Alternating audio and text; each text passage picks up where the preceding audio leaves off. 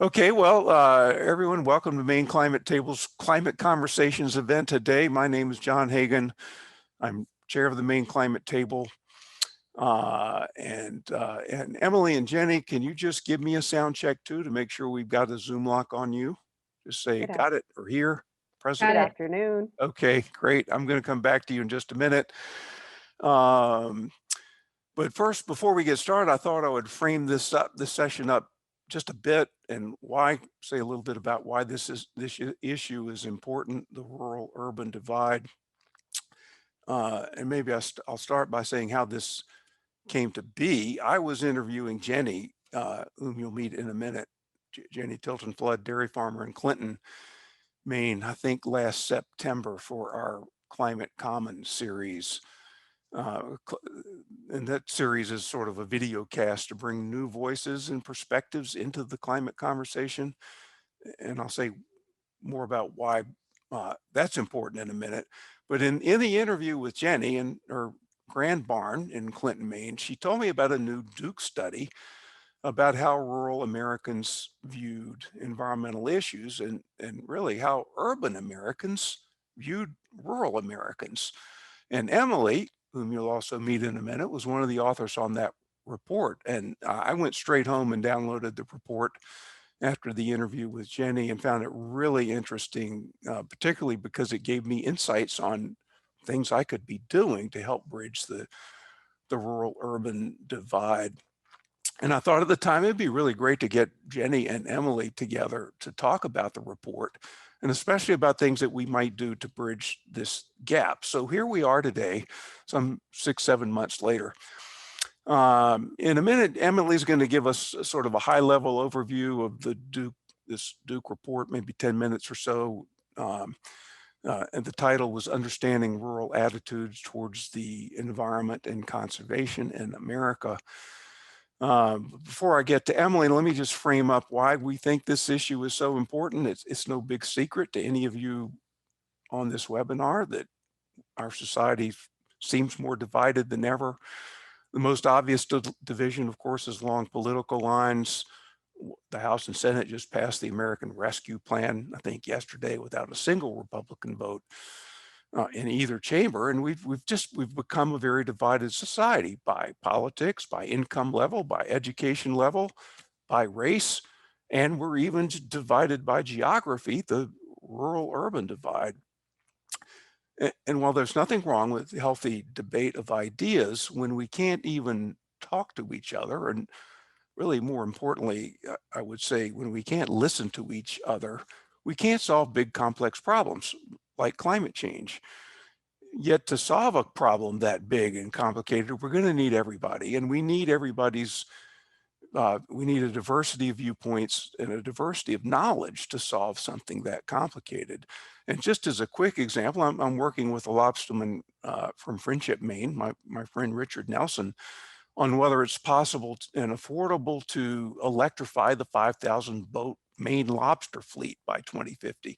I couldn't do that project without Richard's understanding of how a lobster boat works and all the functions that a lobster boat needs to perform. What I can do is bring project management skills to bear and probably raise some funding to understand how to do that.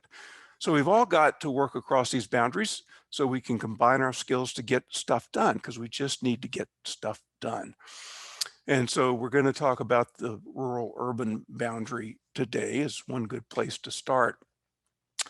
So that's our goal today, and we just got these two great guests, Emily and Jenni. Jenni and Emily, maybe you could turn your go ahead and turn your videos on. Hopefully that works, and your audio too. And I'll just say that Jenni in the red at the bottom of my screen is a dairy farmer of the Flood Brothers farm in Maine, family operation that goes back over 200 years, 3 generations. An awful lot of family members, apparently, maybe more family members than cows to manage. But anyway, in large 3,400 plus or minus herd farm in Clinton, Maine. And Jenni, glad to see you again. Glad you could be here today. And Emily, one of the authors of the Duke Report, at least at the top of my screen, is now at the University of Rhode Island and is an assistant professor in communication studies. Got her PhD at Duke, where I guess you were working on the report at the time, among other things. PhD in environmental policy at Duke. And Emily, I couldn't find where you got a BS in international affairs and modern language. Also at Georgia Tech. Georgia Tech. Okay, Yep. great. So Jenni, international affairs, as I recall, was something you almost went into at one point. So you and Emily probably have other things to talk about. So those are our two guests. Quick logistics. Katie, maybe you could turn your video on too, just so people can say hello to you, or you can say hello to them. Katie's my co-pilot today, and hi everyone. Katie's operations coordinator at the Maine Climate Table, and also project lead on another really interesting project called the Intergen Climate Project, where we're trying to bridge the intergenerational divide, which is a project that Katie's running. So, but anyway, Katie will be monitoring the Q&A today. So if you got a question or a comment, anything you want to say, or a question for Jenni or Emily, use the Q&A button at the bottom of your screen. Katie will be monitoring that, and every now and then I may say Katie can jump in with and help us with some Q&A. But use that button as we go along. Don't be shy. So if you just got something on your mind, put it in there and we'll get to it. Also, many of you generously took a few minutes and responded to the survey I sent on Tuesday. And several things. Are you rural? Do you think of yourself as rural or urban? But the big question was, what do you think we could do to bridge the rural-urban gap? And we got thank you all. I think 29 people responded, and just a ton of really good ideas. So if we have time today, I'm going to share some things from your responses. If we don't have time for it, I'm going to send you all of those in an email, because they were really rich. It's really rich feedback. So with that, I'm going to turn it over to Emily, and she's going to give us share her screen. I think you're going to share your screen, Emily, and walk us through the results of the Duke report. And I'm going to step back for the moment too. So the floor is yours. Okay, thanks so much, John, and thanks everyone for coming today.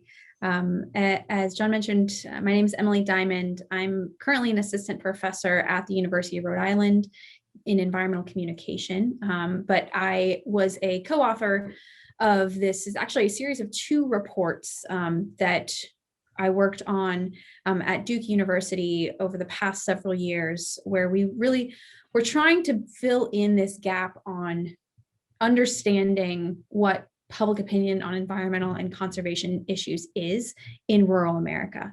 And so I'm going to give you a little bit of an overview of this report, some of our key findings and big takeaways, and I'll have some fun figures and stats and graphs to show you as well.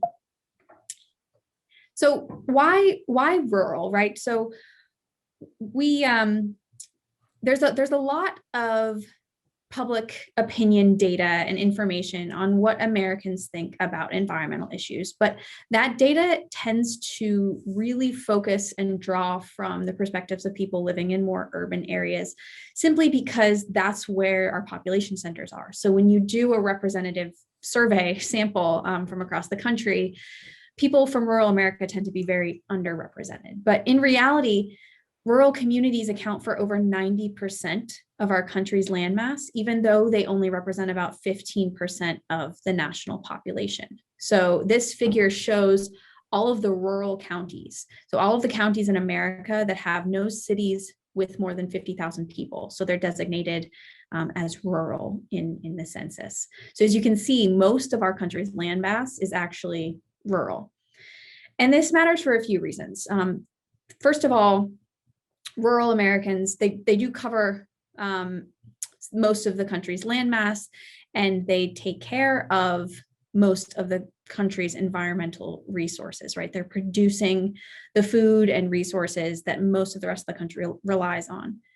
Rural Americans also rely on natural resources for their livelihoods. right? You've got farmers, you've got loggers, you've got foresters, you've got people, extracting natural resources. And so what,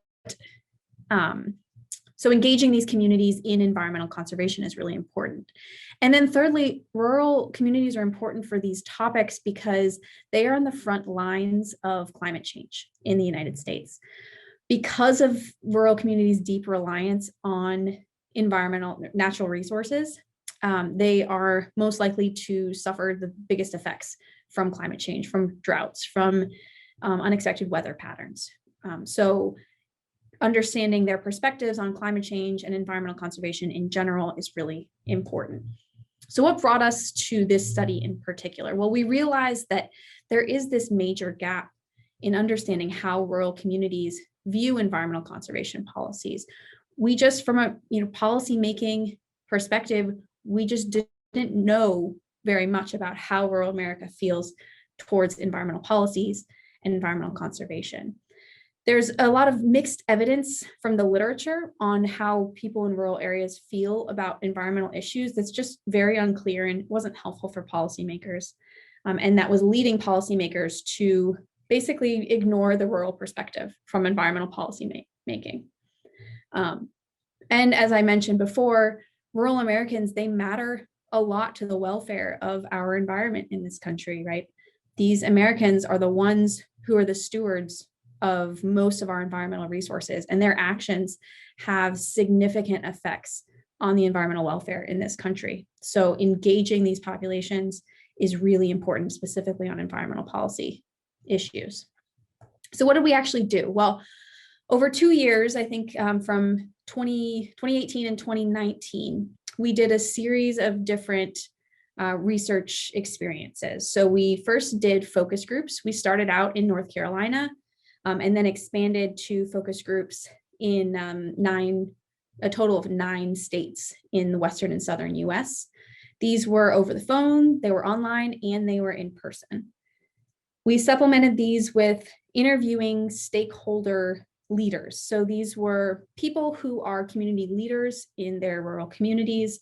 We spoke to a lot of people that were involved with organizations, their industry organizations within the state, local farm bureau, people that are really plugged into their communities. And the point here was to not only get their own personal perspectives, but they could be really good reflectors of how the general community felt about these issues. And then we followed this up with a survey. This was a telephone survey, and it was nationally representative of close to 2,000 Americans. And this was great because we could talk to both urban, suburban, and rural voters, and we could do some comparisons in attitudes. And so I just also want to mention, I didn't do this alone. I had some great research partners. Robert Bonney, who's now currently with the USDA up down in Washington. Elizabeth Rowe was a great research assistant. And then we partnered with 2 research firms, Hart Research Associates and Newbridge Strategy. Hart tends to lean left, Newbridge tends to lean right. So we were able to get a very bipartisan perspective in this research project.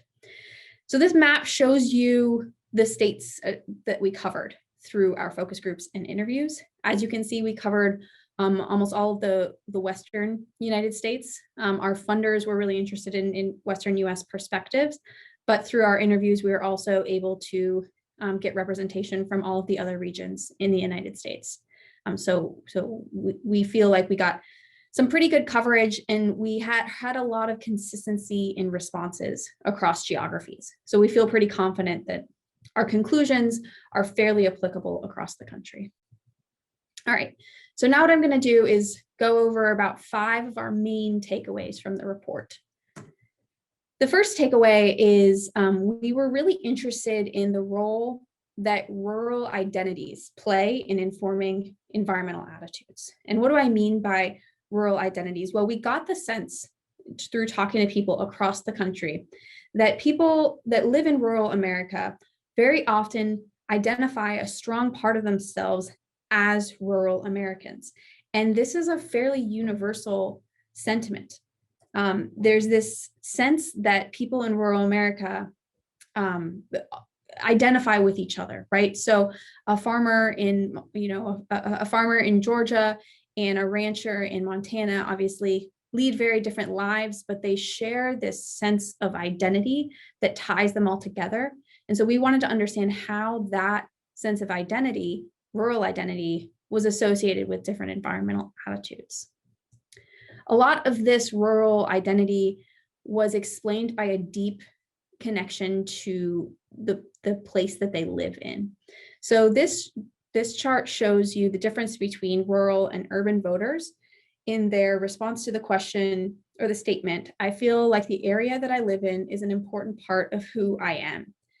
And what I really want to point out here is that darker blue, the people that said strongly agree to this statement, 60% of rural voters said that they strongly agreed with that statement, compared to 40% of urban voters. And this difference was statistically significant.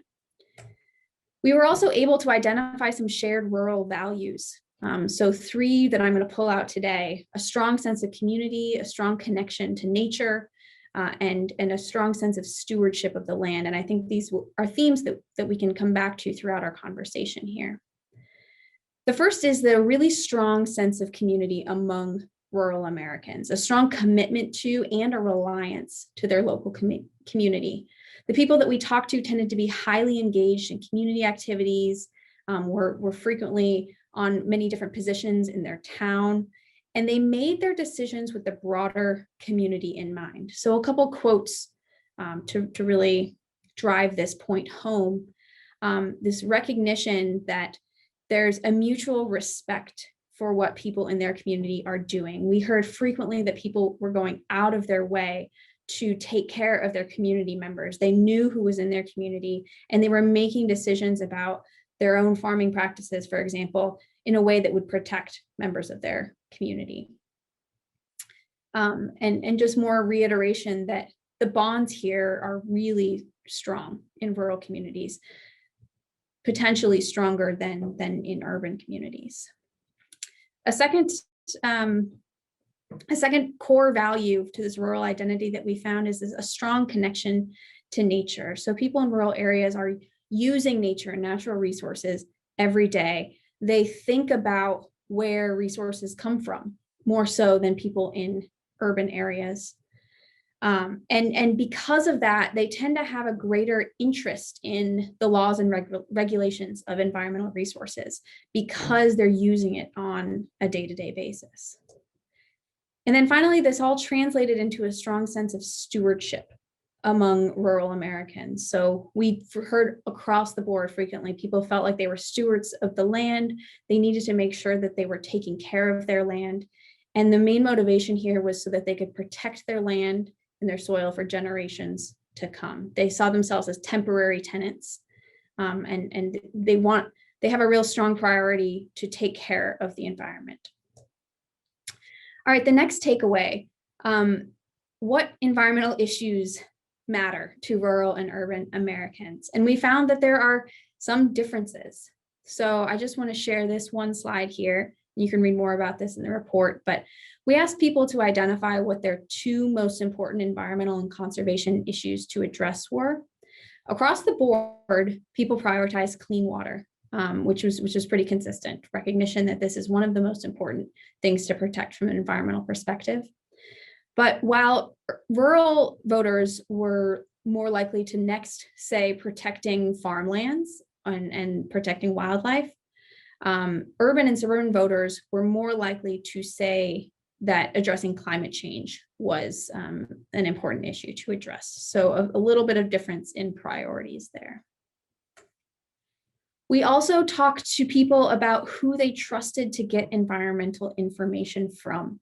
And so we found out from our conversations and our survey that among rural Americans, they really trust getting information from local farmers, but they also, and this was a surprise to us coming into us, we thought that there might be some reticence towards science and getting information from scientists among rural Americans, but actually that was the second leading trusted environmental messenger Also government agencies like Fish and Wildlife Service. That was also a trusted messenger of information about environmental issues. So that was surprising to us. We thought there was going to be more opposition there to science and government regulators. But actually these sources are pretty well trusted. But overall, rural Americans most want to hear information from their local farmers, ranchers, people in their community, people that they know are on the ground, working the ground every single day. And then our fourth takeaway was that there was a strong sense of opposition to government regulation of the environment. And so this is a bit of a complicated chart, so I'm going to walk you through it. But we asked people what their preferred level of government oversight over environment and conservation issues is in general. And so you'll see the blue is people that wanted more oversight. The red is people that wanted less oversight. And then the gray is people that think that we have the right amount of oversight right now. And the difference between rural attitudes and urban attitudes towards the level of government oversight over environmental issues is pretty significant. There is a difference by partisanship, as you'll see in that little breakout box there. But even among partisans, so 53% of Republicans, rural Republicans, thought we needed less oversight compared to only 41% of urban Republicans. So that's even a gap, between across partisanship in these issues. And then this is the same kind of chart, but I just want to show you that this opposition to increased government regulation was pretty consistent across demographics. So it didn't really matter age, didn't really matter level of education, pretty consistent among rural audiences. All right, and then the last takeaway I want to focus on, because this is the Maine Climate Table, is we have actually an entire second report dedicated to rural attitudes towards climate change, but we touch on it a little bit in this first report as well. And our overall takeaway is that rural voters, they seem still to be fairly unsure about climate change, but they see opportunities to benefit. So there's some opportunities here to engage across this divide. This question we asked in our survey, how important is it that the United States takes action to reduce climate change? As you can see, rural voters more reticent than urban voters on how important this is overall. One thing that's interesting is that place identity really mattered. So this, we asked people, again, how important is it that the United States take action to reduce climate change? This is people that somewhat agreed or disagreed with the statement, the area I live in is an important part of who I am. So that's that rural identity. And you'll see that people in rural America who strongly agreed that where they live is an important part of who they are. So the stronger the rural identity, the more likely they were to think that it was important for the US to take action on climate change. And this was consistent across the board. So yeah, just look at the difference between these two. Strong place identity on the left, weak place identity on the right, more support for climate attitudes with a strong place identity. Rural Americans also saw benefits to climate policy, right? So a lot of people that we talked to saw their potential to contribute to climate change mitigation through carbon sequestration, potentially creating jobs in rural areas, or other opportunities like putting in solar. But they also had some concerns, right? So concerns about climate change policies impacting the way of life in rural America, that it would close down businesses. They also were not sure if they could adapt to climate regulations. There's no electric tractors, no electric combines, right? They're concerned about the reduction in availability of fossil fuels that they rely on. And most importantly, they don't want to be told how they have to run their farms or their industries, right? Rural people really appreciate the independence to make the decisions based on what they think is the right thing for their farm or their operation. And they're concerned about that. But they want to be part of the conversation. And this is where the climate table comes in, right? They frequently felt like they were being written out of the conversation. Policies were being done to them and not with them. and they recognize the need to start to be more of the conversation so that they can be part of the solutions. So I will just leave it at that. There's a link here to where you can get this report. You're also welcome to email me with any questions or for future links to the report. And with this, John, I will turn it back to you.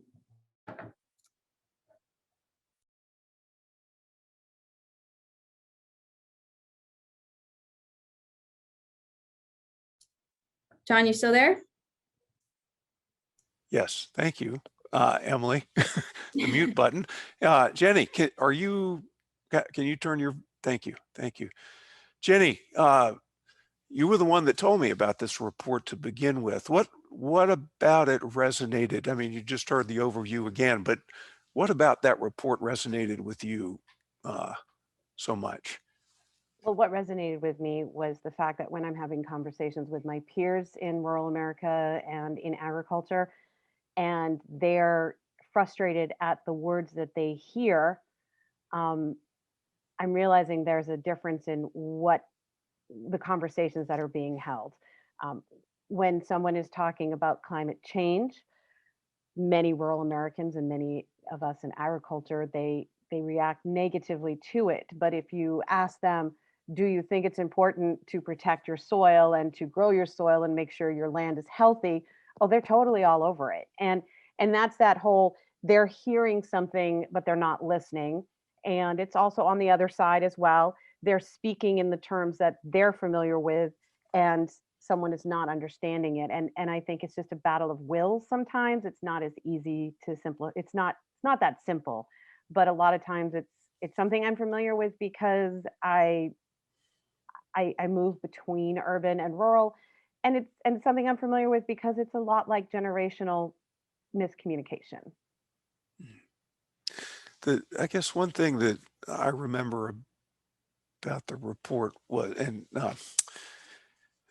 Emily, maybe you said this, but I want to explore it a little bit, that urban people tend to not think of rural people as environmental leaders, but rural people see themselves as on the front lines of protecting the environment. It's just such an odd, discordant conclusion that it seems like to me that contributes to the gap, maybe if there's a gap between, because if you're, Jenni, help me out here, if you're on the front lines of keeping the Kennebec River clean every day, but people don't see you as doing that, you can kind of feel, you might get a little resentful about. You can, and I think that that's where a lot of rural Americans and agricultural participants do get that sort of, they take it personally. And reality is it's just one word. If when someone says environment, they're thinking something else, and when a farmer thinks about environment, they're thinking the word land. And if they say I'm protecting my land, they're saying it in a way that doesn't communicate that they're safeguarding the environment. And it becomes this two different conversations over the same topic, and we all know that those conversations don't result in solutions, and it becomes a stalemate. And then if you add in politics, you get something even more wickedly fun. Mhm. Mhm. Yeah. Yeah, No, I'll just I want to please. really second what Jenni's saying there, and that there's, the environmental movement has also done a very poor job of incorporating and engaging people in rural America. Generally across the board, there's exceptions, obviously, but the environmental movement, the narrative around what it means to protect the environment has been defined over the past several decades from a fairly liberal urban perspective and point of view, and oftentimes in different situations and case studies, people that live in rural America and are working the land every day are represented as the villains or put in opposition to the goals of American environmentalism. And I think that in reality, what the values and the priorities are of rural Americans are the same as environmentalists and conservationists, but there has been a really bad disconnect in the narrative between the goals that both of these groups are fighting for. And so one of our conclusions out of this report is that environmental groups need to get more boots on the ground, right? They need to get more a greater presence in rural places and be seen as wanting to pursue the same goals as people in rural America, and be open to the idea that people in rural communities, they know a lot about their local environment and they know what it means to keep the soil healthy, and they want to do that. And so finding ways to talk about environmental and conservation goals in the language that resonates with people that are working the land every day is a real opportunity. Jenni? And I was just going to say, we need fewer victims, fewer villains, and more change makers, and the acceptance that change and solutions can come from any zip code in reality.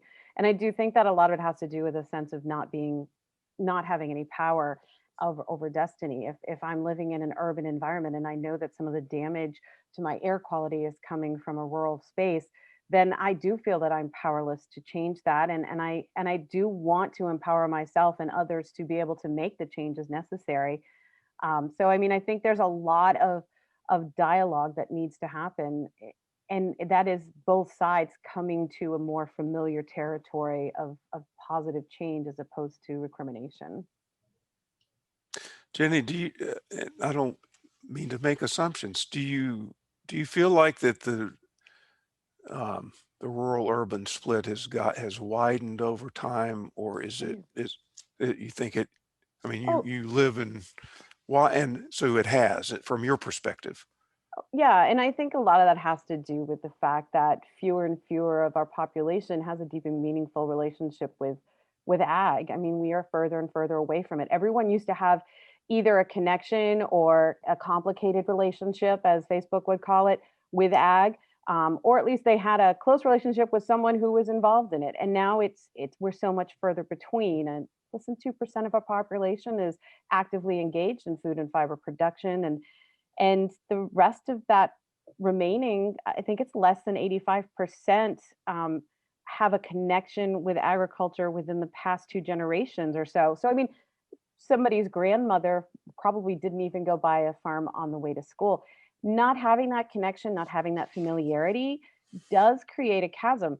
Likewise, farmers who are able, and those in rural America who do not get into the urban landscape that is so much different than what we used to consider urban, it makes them very less familiar with what it is like to live in those types of environments. So I think the lack of familiarity means that we don't feel like neighbors anymore. And that's, I mean, if you look at the map, we pretty much are neighbors with each other all over the place. And I think that lack of familiarity has bred the lack of conversational common. Hmm. So you feel like it has gotten worse rather than better, I do. like many other divides. Emily, you mentioned, was there anything else about the study that surprised you? You mentioned that you were surprised that scientists rated so highly in terms of trust. Was there anything else that surprised you? Yeah, so that was a really surprising thing to note. And then even we actually set up that question to ask some people about whether it mattered if the scientists were from their local state universities, things like that. And it didn't make a difference. So people, the rural voters that we talked to trusted scientists fairly across the board. Another thing that surprised me was this sentiment about people in rural America's their experiences and relationship with environmental organizations broadly, and in several different conversations, I heard people categorizing environmental organizations into two different groups. They weren't all bad from their perspective, but there was a really strong difference between the groups that came in and they saw as just being very litigious and were just trying to find issues and rules and laws that people in rural areas were breaking and just, trying to not trying to find collaborative solutions, versus the organizations that were coming into the communities and actually identifying a problem, an environmental issue, and working closely with the rural communities to solve that issue in a way that works for everyone, right? And so that distinction in approaches from an environmentalist perspective was surprising to me, and it was surprising how often I heard that from people all across the country. So there definitely is a sentiment that, we can work, and we want to work with environmental groups and conservation organizations to promote environmental outcomes, but we don't want to just be portrayed as the villain and slapped with lawsuit after lawsuit after lawsuit as a way to address this problem. That's not going to fix the problem. It's just going to create more and more divides. So, to what Jenni was saying, over time, I think that approach has begun to be used more frequently by different environmental groups, and that might be contributing to an increasing divide over time. Right. And so now people in rural communities are being labeled as anti-environmental in ways that maybe they didn't used to be before. Jenni, what's in terms of, there was such anti-regulation sentiment in the survey, what's been your experience? Have you felt like, and you don't have to cite specific examples, but have you felt like there were regulations that no one really talked to you about or didn't ask for your thoughts? Well, to be honest, when I hear a lot about overregulation and how unjust the regulation is, but when I sit down to deal with my regulations, I seem to understand them better. And I think one of the key charts that she showed was the one on to whom rural voters listen to. And I believe one of the organizations was figured prominently there that represents a lot of farmers throughout the United States. I think that when you mix in politics and policy, then you get people who have the ability to speak directly to rural voters, just like on the environmental urban side, you have organizations that speak directly to them. They're hearing things that they are going to trust because it's from a trusted entity, and they are going to take on the tone of what was implied to them. Yes, some regulations can be onerous. Yes, some regulations assume wrongdoing, and I think that's something that is hard for a lot of agriculture and rural people to think about. I know that the assumption that we are doing something wrong when we are clearly trying to do our best can be hurtful and frustrating, and it does take a little bit of taking a deep breath and looking at it and saying, well, let's see how to work this. And when it comes to protecting the Kennebec, yeah, there's some things we have to do. Is it a pain in the butt? Yeah, it is. But you know what? We're living here. We're living on land that we took from someone else. We're hoping to continue to do a good job with it, like they did for centuries before us. So regulation can be a problem. Nobody likes to be told what to do, but sometimes we need guidance, and regulatory oversight helps make sure that the good things happen. But I don't speak for a lot of rural voters. Understood. Maybe time is flying here, and I would like to maybe explore a bit about what some of the solutions might be, because I know you both thought about it. I've thought about it. Jenni, maybe just staying with you for a minute, can you think of specific examples where you've worked in partnership with some other entity to work on a particular problem that you felt like really worked? Being involved in local government, making sure that I get into town and talk with people, just simple bridges like that. Of course, in this time, during these unprecedented, challenging times, as we've been experiencing for almost a full year now, doing that sort of thing isn't as easy as it used to be. But, just the fact that I know what the challenges are to take a subway and depend upon public transportation to bring home my milk and cheese, those things help bridge a gap. And those are the little things that matter. The bigger things are demanding that our organizations that represent us at policy level, at political levels, do a good job of reaching out and seeing all sides and not always leaning in so fervently on what has been the past, what has worked best. Um, Looking at the bigger goals.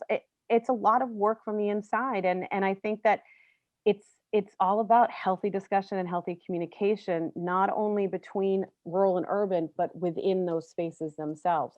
That's what I found has been helpful for me as I look at things. I don't look at the when I get a letter saying that a government agency is coming to the farm, I don't immediately think, quick, let's put up the barricades. Stop, and it sounds ridiculous, but in reality is welcome them, figure out what they want, know what they need, and realize that this is for a good reason. Not all of it is, some of it is ridiculous, but in the reality, we're all trying to get to the same place, and I think that that's key, and not perpetuating that type of mindset if you are an organization or uh, an entity or company is important.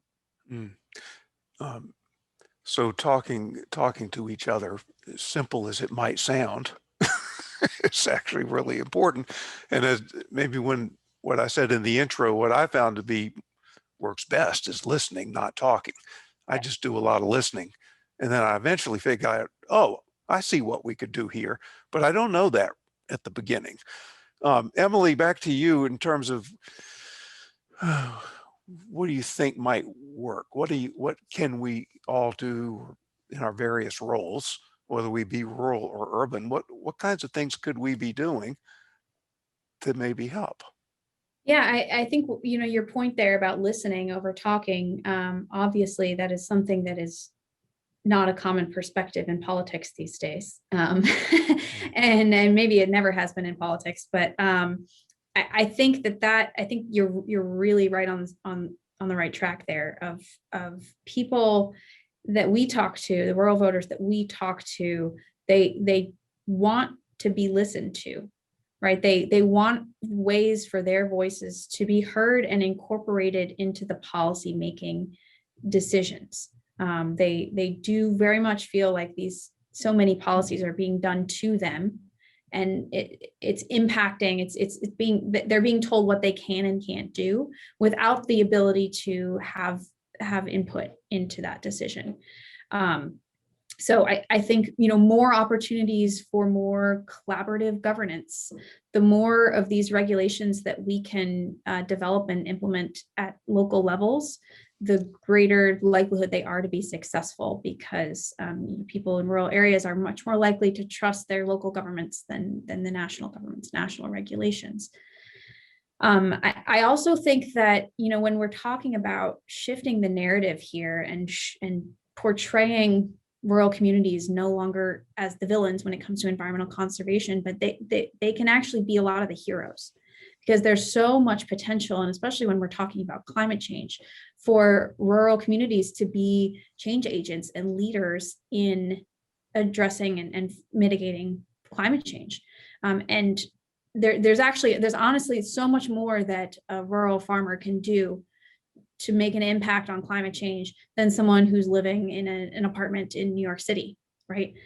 So recognizing the important role that these communities can and should be playing, and starting to provide them the opportunities to do so, but also demonstrate to the rest of the country that look at the important role that agriculture is now playing in sequestering carbon dioxide, or all of these solar farms or windmills that are going up across the country on rural farms or open land, that's really helping us meet our Paris Climate Agreement targets. Things like that, like the rest of the country needs to be made aware of that as well. Mm. Okay, thank you. I'll just add one thing to that, and then I want to turn back to Katie and let her get some of the questions from the attendees on the table here. But one of the things I've found that it may seem small and trivial, but it seems to work, is if you, like Richard and me working on how to electrify lobster boats. When you get a specific problem that just needs to be solved, and everybody's got a piece of the answer, whatever the differences were, just you might have had on politics, or it just becomes irrelevant. We got to get the motors in these boats. How are we going to do that? And everybody realizes they've got an important role to play, and you just get on with it. But so the focus of having something specific to do, to solve, and not to, at least for me, it has helped. I've worked with loggers and fishermen, and it just, you just get past all that stuff and you get to problem solving. Everybody likes to solve problems. Anyway, Katie, can you turn your video on, and maybe you can help walk us through some of the Q&A. Yes, absolutely. We've had some really great feedback and questions from folks, and two questions have both centered around dialogue and how we can have more effective dialogue between rural folks and urban folks. So I guess the first question I would have for both of you, Emily, in regards to the research, and Jenni, anecdotally in your experience, how are there certain ways that dialogue could be more effective between these two different groups? Someone mentioned, the change from global warming to climate change, and how there are certain words like that that really can be trigger words that can make conversations more difficult to have. Do you all find in your experience there are approaches that can be more effective? Yeah, I'll just share a couple of thoughts on that at first. So, taking that question of trigger words and climate change. So I was surprised, and this could have been a sampling issue, but I was surprised in our conversation how many of the interviewees that we talked to were not afraid of the word climate change, and recognize that it's real, and that we need to do something about it, and they need to do something about it. But they did frequently talk about other people in their community who, whenever they heard climate change, it just immediately triggered a strong sense of opposition. They shut down. I think someone said it's the fastest way to shut down a conversation in his community is to bring up climate change. So there's that term has obviously become highly polarized. There's a lot of research in the communication world about whether we should change, the term that we're using. Should it be something else? In the end, the major news networks that have driven, honestly, a lot of the polarization in our country, they're going to clamp onto whatever word we try to replace climate change with. So I don't think it's an easy answer of just changing the terminology that we are using. I do think one way to get people to think about it more seriously is to talk about what's happening in their communities and things that they are experiencing, and linking those to climate change or changes in extreme weather. Increasing resilience. When we're talking about specific words, that word resilience does tend to go over better than climate change. And people that work in rural communities tend to really value resilience. So thinking about those words as well. That's just what I'll add from the dialogue. I appreciate that perspective. Jenni, anything to add to that? Yeah, it's so important to be aware of, acknowledge, and recognize a third rail of language sometimes, and obviously global warming is not a good phrase for a lot of people. That's very polarizing. But I think also, especially for someone like me who's in agriculture and depends upon consumers, marketing language is not necessarily a good basis to have. It's not a good foundation for constructive conversational language. What someone responds to that you're marketing to, it's not necessarily a change maker on the other side. Climate change is good, but for me, when I'm talking to people, instead of bringing people in my sphere, my peers, I'll talk about the changes we have in our planting seasons, the harvest window, the cropping seasons. Those are all things that they relate to. They are part and parcel symptoms, examples of the change in the climate due to global warming. But when I phrase it in ways that are not polarized, it becomes a more constructive conversation. And I do think that someone had touched on it earlier, that yes, we could start going back and saying that urban urban people can do this, this, and this. But the fact of the matter is that we are multitaskers in rural America. We are not only able to affect change that is monumental when it comes to incremental change for climate change, but we are also growing food and fiber and creating resilient food systems and ecosystems and economic systems. We're engines that run these things. So the power and the responsibility does kind of lie with us. And it seems like a heavy burden, but rural America really is tough enough to handle it, I think. Mm. And Jenni, actually, that brings me to a next question and comment that a couple folks have had. Do you feel that there's any sentiment among rural Americans that there is a lack of stewardship we're seeing in urban Americans? For example, that the responsibility of environmental stewardship lies much more heavily with rural individuals that are closer to the land than urban individuals who might advocate for climate action, but might not necessarily be living lives that steward that action themselves. Oh yeah, when you look at the breakout of percentage of greenhouse gas emissions, yeah, I don't feel so guilty about my 4 to 12%, depending on how you're calculating it, when there's another 80 to 90% to be accounted for. On the other hand, I have the acreage and the opportunity not only to make a change that will make a difference to more people with just my single action on my property and in my business, but I have the opportunity to feed more people. I have the opportunity to do a better job at it. And I also have the opportunity to drive profitability to my business. I'm thinking that while it would be good to say that they should do more, the fact is that I can do more and I may actually benefit from it. And I know that sounds maybe the wrong way to look at it, but yes, it does get upsetting when I hear somebody. Yes, it is upsetting and it's hard to get over, but I try to get over it. Mm-hmm. That's really helpful. I'll just add real quickly one thought from our conversations. We heard very similar things that people in rural America are frustrated that they feel like they're being blamed by people in urban areas. And one of the solutions that was brought up is we just need to get people in urban areas to see what we're doing more, right? So what kind of opportunities, programs can we set up? Farm visit days, even things like that will get people who don't ever set foot on a farm in their daily basis to come see what we're doing and really start to see, the way that we're contributing to conservation. One of the recommendations in the, I don't think we're going to get to it with 6 minutes left, but I'm going to send everybody the great ideas that you submitted. But one was some kind of, and maybe this exists now, some kind of school exchange where urban children spend not just a day, but quality time in rural logging or farming or fishing. And then kids go the other way as well. I don't know if such programs exist right now. 2 of them do, 4-H and FFA. Yep.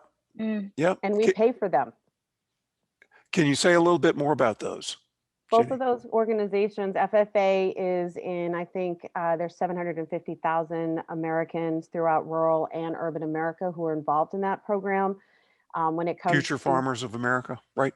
Yep. It has been rebranded as FFA. Okay. 4-H, which in the state of Maine is through, and like everywhere else in the country, is through the cooperative extension. They're dealing with, I think, 2.6 million urban youth. And I think there's 3 million rural and suburban youth that they are dealing with. And it's not just about ag, but it provides the opportunity for where does everything you need come from and how best to use it and utilize it and work for it. I mean, those are 2 amazing programs that can be bettered and have better outreach and reach more people and reach people who are young enough to affect change on their future and our future. But that's just my 2 cents worth on that one. So 4-H and FFA are both programs that you think try to do that. Yes, and they both could be much better. One could obviously improve more than the other one right now. Emily, any other ideas about that? Yeah. Children at the younger level.